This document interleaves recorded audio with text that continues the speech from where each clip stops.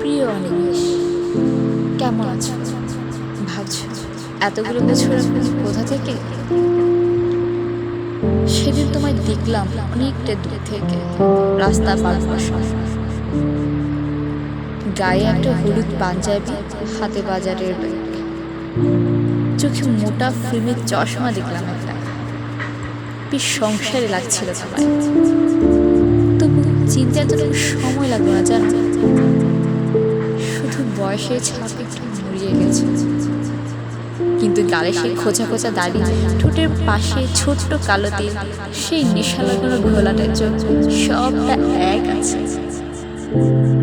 কেবল চুলে পাক ধরেছে খানিকটা। অনি, তোমার মনে পড়ে তুমি যখন বলতে চুলদারি না কেটে তুমি রবীন্দ্রনাথ হবে, আমি কি রেগে যেতাম সেটা শুনে। আমি শুধু ভাবি জীবনের এই 22টা বছর